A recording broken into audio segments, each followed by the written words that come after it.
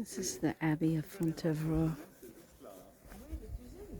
in the town by the same name, and it's a massive compound, all walled in by this wall, which is 10 or 12 feet, probably 12 feet high.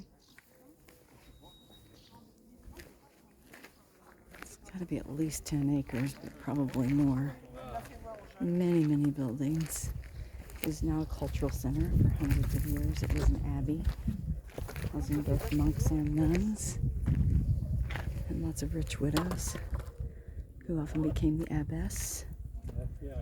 And it was, from 1100 on, it was managed and controlled by a woman, an abbess.